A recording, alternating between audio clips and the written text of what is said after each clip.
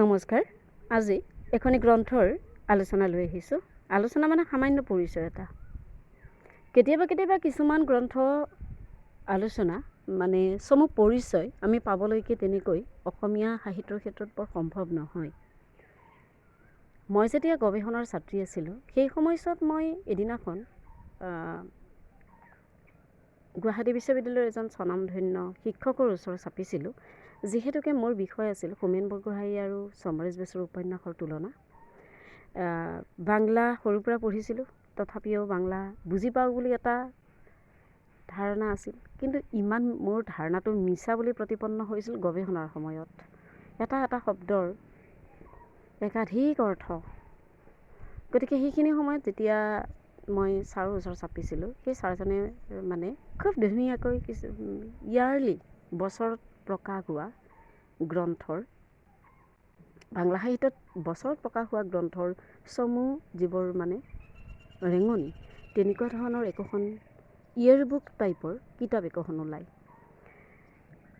মই সঁচাকৈ বৰ ভাল লাগিছিলে মোৰ আৰু অভিভূত হৈছিলোঁ। গতিকে বহু সময়ত দেখিছোঁ যে বহু সময়ত একোখন গ্ৰন্থৰ কেতিয়াবা মানে পাঠকজনে বিচাৰি নগ'লে, পঢ়ুৱৈজনে বিচাৰি নগ'লে আমি একো কথাকে গম নাপাওঁ ভিতৰত কি আছে।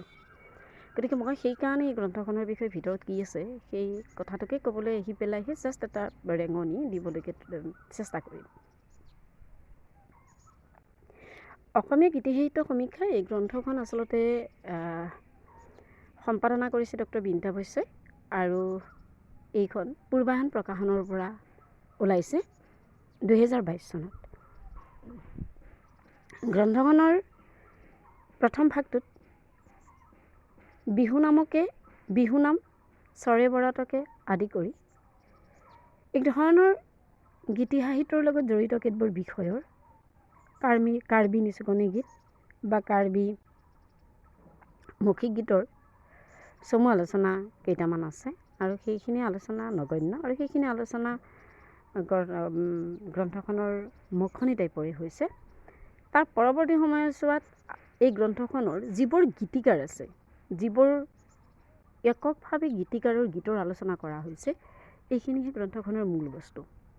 এই এককভাৱে যিবোৰ গীতিকাৰৰ গীত এই গ্ৰন্থখনত সামৰি লোৱা হ'ল, সেই এককভাৱে সামৰি লোৱা গ্ৰন্থখনৰ গীতিকাৰসকলৰ ক্ষেত্ৰত আমি প্ৰথমৰ পৰা যদি চাবলৈ যাওঁ, অৱশ্যে ইয়াত মই একেবাৰে সজাই লৈ পেলাই ক'বলৈকে নোৱাৰিম।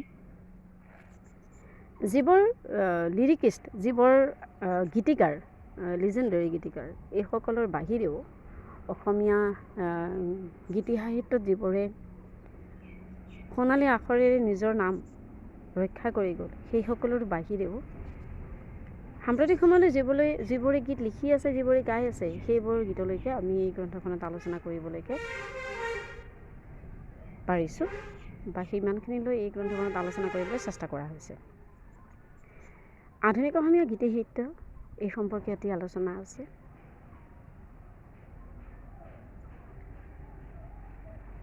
একেধৰণে ইয়াত যিবোৰ আলোচনা আছে, সেই আলোচনাবোৰ মই মাত্ৰ কৈ যাম, কাৰণ কিতাপখন মোৰ হাতত নাই। কমলানন্দ ভট্টাচাৰ্যৰ গীতৰ আলোচনা আছে, ভূপেন হাজৰিকাৰ গীতৰ আলোচনা আছে, অতুল চন্দ্ৰ হাজৰিকাৰ নাটকৰ গীতৰ আলোচনা আছে, নলিনীবালা দেৱীৰ গীতৰ আলোচনা আছে, লীলা গগৈৰ গীতৰ আলোচনা আছে, পুৰুষোত্তম দাসৰ গীতৰ আলোচনা আছে, পাৰ্বতী প্ৰসাদ বৰুৱাৰ গীতৰ আলোচনা আছে, বিষ্ণুপ্ৰসাদ ৰাভাৰ গীতৰ আলোচনা আছে, লক্ষ্মীনাথ বেজবৰুৱাৰ গীতৰ আলোচনা আছে, লক্ষ্মীনাথ বেজবৰুৱাৰ গীতৰ কেইবাটাও আলোচনা আছে, নগেন বৰাৰ গীতৰ আলোচনা আছে, লক্ষ্মীনাথ বেজবৰুৱাৰ গীতৰ আলোচনা কেইবাটাও আছে, আনন্দীৰাম দাসৰ গীতৰ আলোচনা আছে, মুক্তিনাথ বৰদলৈৰ গীতৰ আলোচনা আছে, কেশৱ মহন্তৰ গীতৰ আলোচনা আছে, দ্বিজেন্দ্ৰ মোহন শৰ্মাৰ গীতৰ আলোচনা আছে। আধুনিক গীত আৰু গীতি সাহিত্য সম্পৰ্কীয় লোকনাথ গোস্বামী ডাঙৰীয়াৰ এটা গীতৰ আলোচনা আছে, হেমাংগ বিশ্বাসৰ গীতৰ আলোচনা আছে, কেশৱ মহন্তৰ গীতৰ আলোচনা আছে, ভূপেন হাজৰিকাৰ গীতৰ কেইবাটাও আলোচনা আছে। শিশু গীতখিনি বেলেগকৈ আছে, ভূপেন হাজৰিকাৰ বা ভূপেন হাজৰিকাৰ আন গীতৰ আলোচনা আছে। ইয়াত দীপমণি বৰুৱা বাইদেৱেও এটা আলোচনা কৰিছে, কেইবাগৰাকীও আছে। তাৰ ভিতৰত ঠিকলক্ষ্য হীৰা দাসৰ গীতৰ আলোচনা আছে, প্ৰসন্নলাল চৌধুৰীৰ গীতৰ আলোচনা আছে, ভৱেন্দ্ৰনাথ শইকীয়াৰ গীতৰ আলোচনা আছে, ইদ্ৰিছ আলীৰ গীতৰ আলোচনা আছে, নৱকান্ত বৰুৱাৰ গীতৰ কেইবাটাও আলোচনা আছে, হীৰেণ ভট্টাচাৰ্যৰ গীতৰ আলোচনা আছে, প্ৰশান্ত বৰদলৈৰ গীতৰ আলোচনা আছে, পৰাগ কুমাৰ ভট্টাচাৰ্যৰ গীতৰ আলোচনা আছে, জ্যোতিপ্ৰসাদ আগৰৱালাৰ গীতৰ কেইবাটাও আলোচনা আছে। ইয়াত নাটকৰ গীতখিনি বেলেগকৈ আছে, একেধৰণে আমি নাটকৰ গীত বেলেগকৈ আছে বা শিশু গীতখিনি বেলেগকৈ আছে। নৱকান্ত বৰুৱাৰ ক্ষেত্ৰতো এইটোকে হৈছে। পাৰ্বতী প্ৰসাদ বৰুৱাৰ গীতৰো তেনেকুৱা আলোচনা আছে। নিৰ্মল প্ৰসাদ বৰদলৈৰ গীতৰ আলোচনা আছে, ৰুদ্ৰ বৰুৱাৰ গীতৰ আলোচনা আছে, তফজ্জল আলীৰ গীতৰ আলোচনা আছে, কীৰ্তিকমল ভূঞাৰ গীতৰ আলোচনা আছে, লক্ষ্যহীৰা দাস বাইদেউৰ গীতৰ আলোচনা আছে,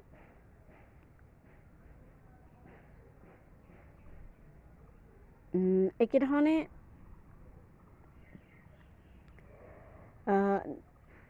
জুবিন গাৰ্গৰ গীতৰ আলোচনা আছে।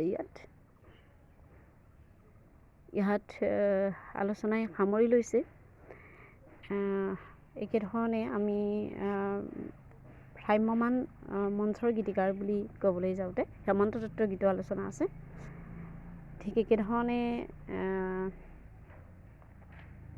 আমি কেইবাটাও গীতৰ আলোচনা ইয়াত নাপালোঁ, যেনে অপূৰ্ব বেজবৰুৱাৰ গীতৰ আলোচনা নাপালোঁ।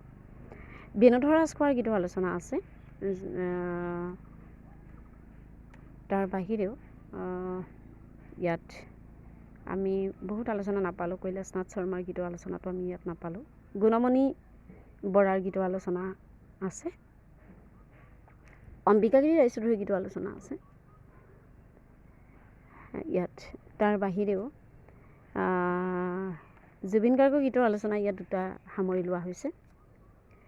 একেধৰণে ইয়াত গীতাসাগৰ কাকতিৰ গীতৰ আলোচনা আছে। ইয়াত গীতাসাগৰ কাকতিৰ গীতৰ বাহিৰেও ৰুদ্ৰ বৰুৱাৰ গীতৰো আলোচনা আছে। একেধৰণে ইয়াত আমি যিবোৰ গীতিকাৰৰ বিভিন্ন গীতিকাৰৰ গীতৰ আলোচনা আমি কৰিছিলোঁ, তাৰ ভিতৰত আনন্দচন্দ্ৰ বৰুৱাৰ বকুল বনৰ গীতসমূহৰ আলোচনা আছে ইয়াত। একেধৰণে ইয়াত নগেন বৰাৰ গীতৰ আলোচনা আছে।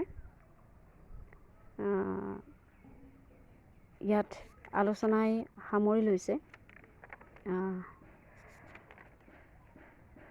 ইয়াৰ আলোচনাই তাৰ বাহিৰেও আৰু একাধিক গীতিকাৰ বুলিয়ে মই কৈছোঁ, একাধিক গীতিকাৰৰ গীত আলোচনা সামৰি লৈছে ইয়াত।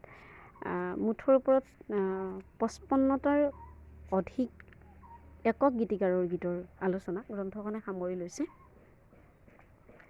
গ্ৰন্থখনৰ ক্ষেত্ৰত যথেষ্ট হয়তো পঢ়ুৱৈ সমাজে ভুল ক্ৰুটি দেখিব পাৰে। ভুল ক্ৰুটি হোৱাটো অস্বাভাৱিক নহয়, স্বাভাৱিক। সেই ভুল ক্ৰুটিবোৰ যদি দেখুৱাই দি পেলাই গঠনমূলক আলোচনা এটা আগবঢ়ায় বা গঠনমূলকভাৱে যদি ইয়াৰ আলোচনা এটা কৰিবলৈ কিবা আমাৰ দৃষ্টিগোচৰ কৰে, সেইটো আমাৰ ভাল লগা বিষয় হ'ব ইয়াত। তাৰ বাহিৰেও ইয়াত আন যিবোৰ আলোচনা আছে, ইয়াৰ আলোচনাবোৰৰ ভিতৰত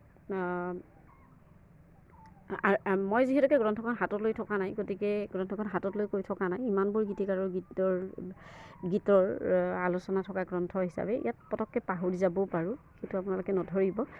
তাৰ বাহিৰেও এই গ্ৰন্থখনে নিশ্চয়কৈ গৱেষকসকলৰ গৱেষণাৰ গুৰুসকলৰ আৰু তাৰ বাহিৰেও গৱেষণা গুৰুৰ বাহিৰেও এই গ্ৰন্থখনৰ আলোচনাৰ ক্ষেত্ৰত যিবোৰ গৱেষক ছাত্ৰ ছাত্ৰী, তেওঁলোকৰ যথেষ্ট সহায় হ'ব। আৰু খুব ভাল লগা কথা কি গীতি সাহিত্যৰ একোজন গীতিকাৰৰ গীতৰ বিষয়ে আলোচনা কৰি থকা একাংশ গৱেষক, যিসকলে তেতিয়ালৈকে তেওঁলোকৰ প্ৰকল্প, তেওঁলোকৰ প্ৰজেক্ট ছাবমিটেই কৰিব পৰা নাই বা ছাবমিট কৰাই নাই, কামেই কৰি আছে, সেইসকল গৱেষকৰ গীতৰ আলোচনা গ্ৰন্থখনত আছে। ইয়াৰ যিবোৰ ৰাইটাৰ্ছ, যিবোৰে এই আলোচনাবোৰ লিখিছে, প্ৰত্যেকজন লেখকৰ যথেষ্ট কষ্ট হৈছে। এই কষ্টৰ যিহেতুকে সম্পাদকে এই কষ্টখিনি তেওঁলোকৰ লেখকসকলৰ লগত যিহেতুকে যিবোৰে আলোচনাবোৰ লিখিছে, আলোচকসকলৰ লগত যিহেতুকে এটা সম্পৰ্ক স্থাপন কৰি লৈছিলে, গতিকে এই গ্ৰন্থখন প্ৰস্তুত কৰিবলৈ যাওঁতে লেখকসকলে ইমান কষ্ট কৰিলে যে তেওঁলোকে যিহেতুকে সেই গ্ৰন্থখন কৰোণাৰ বন্ধৰ সময়ত আছিলে, গুৱাহাটীৰ পৰা কিতাপ মগাই আনি নাইবা যেনেকৈ নহওক এনেকৈ লিখিবলৈ চেষ্টা কৰিছিলে। আৰু ইয়াৰ কাৰণে আমি যথেষ্ট পৰিমাণে আলোচকসকলক ধন্যবাদ জনাবই লাগিব, কাৰণ আলোচকসকলক ধন্যবাদ নজনালে গ্ৰন্থখন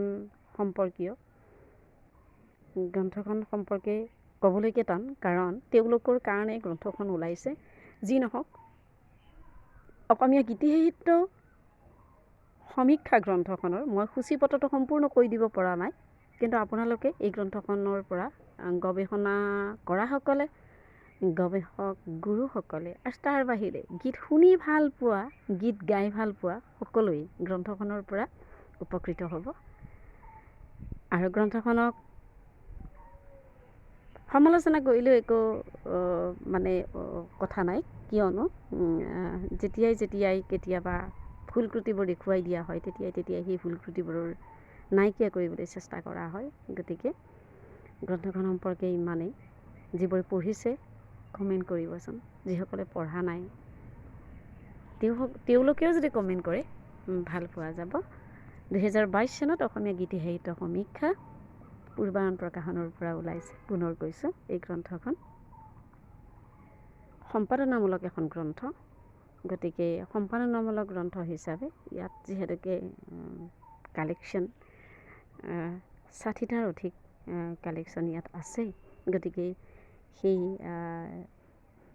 সংগ্ৰহখিনিয়ে হয়তো বহুতৰ বাবে আকৰ্ষণৰ বিষয় হ'ব পাৰে। আৰু সেইকাৰণে মই থাওকতে সামান্য ৰেঙনি এটা গ্ৰন্থখনৰ দিবলৈ চেষ্টা কৰিছোঁ। ধন্যবাদ।